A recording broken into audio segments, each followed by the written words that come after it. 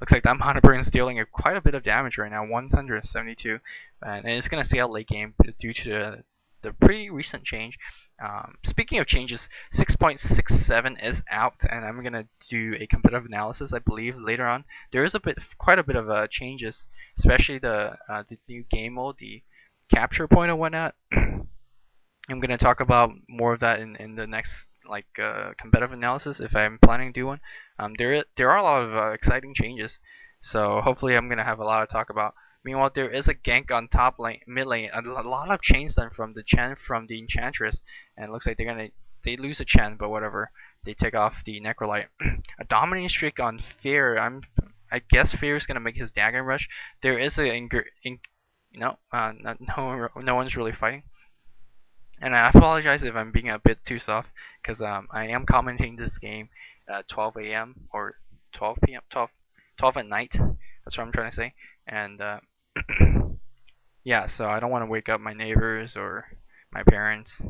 So just being courteous, sort of trying to. And so 8 minutes in, there's 3-5. Not many kill count. Jacking the leaf from the Potm there. Yeah, the kill count's not really high, but I mean, hopefully it'll pick it up. Looks like this Dark Brew Alchemist is going off to roam again. KuroKy's been being able to free farm pretty much unimpeded, other than the Potm lane up top. He is pretty much close to his dagger, I believe. No, he's not.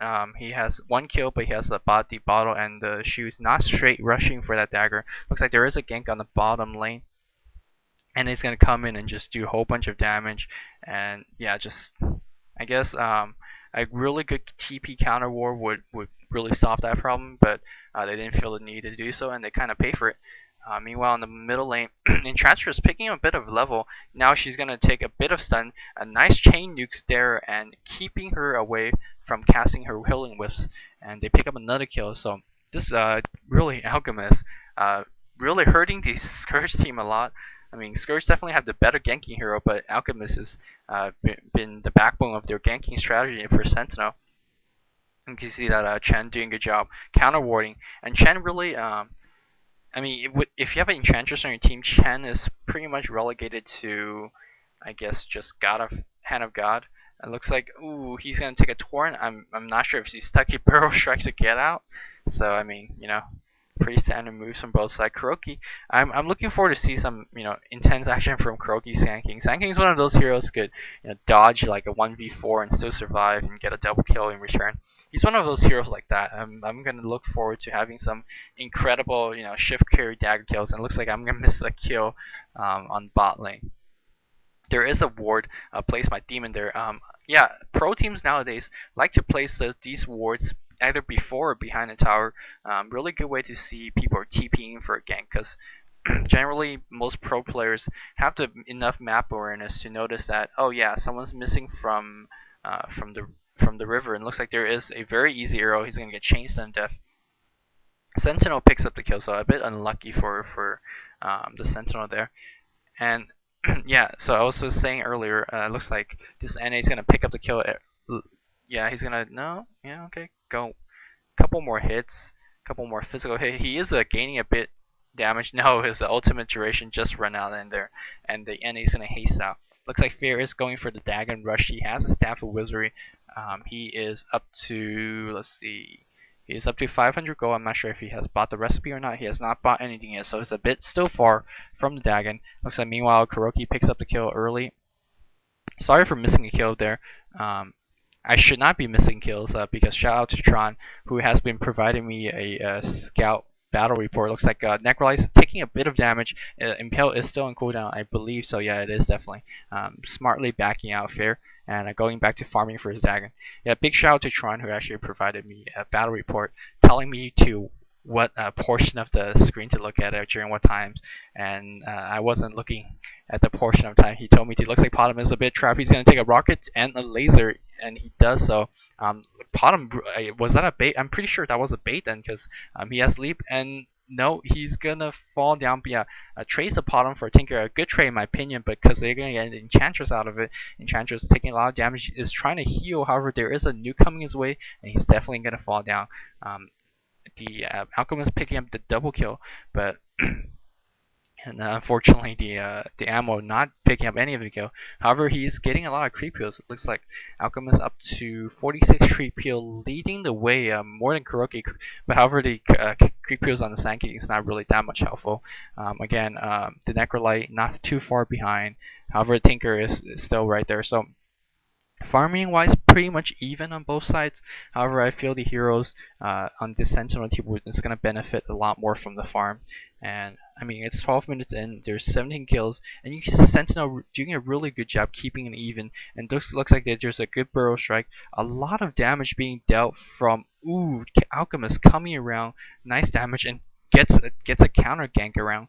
It looks like this guy smartly turns around. He does have a lot of mana, so he can spam heal if needed. And Sand King trying to pick up a ninja kill, but unable to do so because the Necrolyte smartly dodges north. Meanwhile, on the top lane, looks like there is going to focus on the Necrolyte. Necrolyte taking a bit of damage, instant nuke to death, and gets a killing spree on KuroKy. No, gets a unstoppable streak. Meanwhile, KuroKy picks up a killing spree, kills the Necrolyte regardless. And looks like KuroKy still being a very defiant on staying on the mid lane. However, meanwhile, Potm farming a bit freely, giving a bit of free farm to her. Potm not really one of those heroes that require a bit too much farm to my liking, and she doesn't really give you that much. And Potm really needs to be an extremely skilled hand to make a deep impact in the game. And right now, I'm not seeing much from her other than one arrow or two off a chain stun. So meanwhile, Merlini doing a good job. Is he close to his BOT?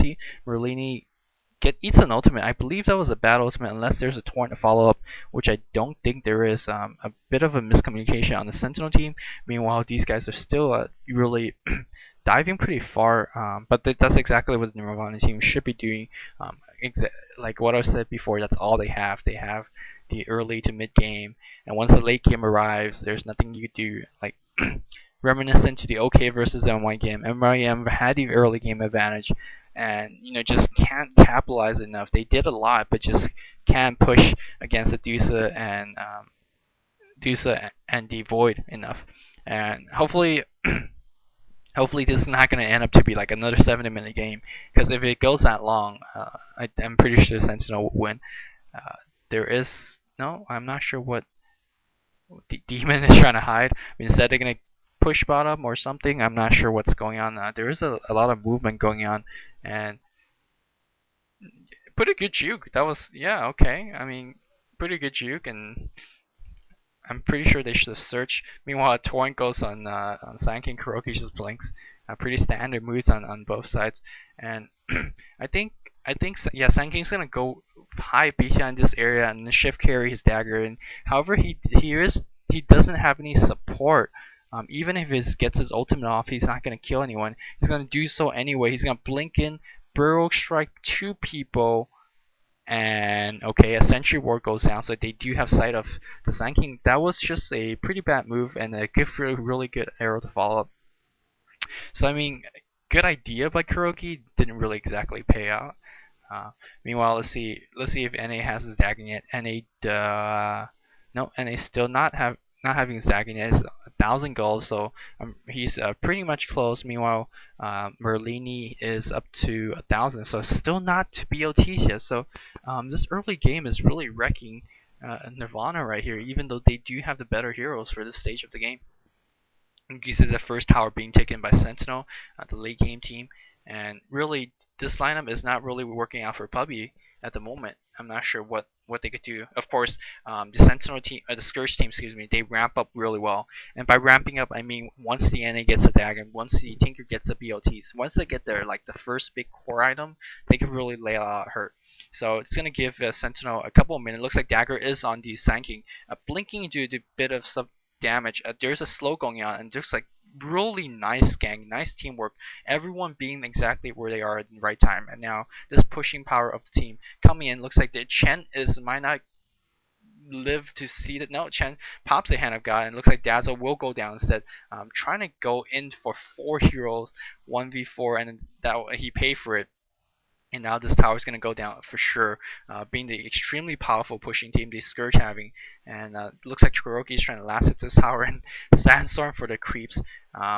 yeah, KuroKy gets a tower, so not sure why he's getting a tower. Probably should give it to a Tinker or the yeah, she probably should have given it to a Tinker.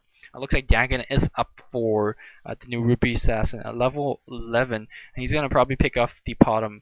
Pops a quick leap, quick finger on the leap, but it doesn't matter. Just enough nukes, and the leap just on level 1, so the cast range not exactly too far. So yeah, the reason I've been paying so much attention to item this game is that I've been getting a lot of a beef from my viewers saying that I don't pay enough attention to items in my recent commentary. So I'm gonna try to real hard to pay more attention, telling you exactly what items are going and when they're getting it. Of course, KuroKy doing some crazy moves just for the lols. Of course, I don't really need to explain a lot of these items because they're pretty much standard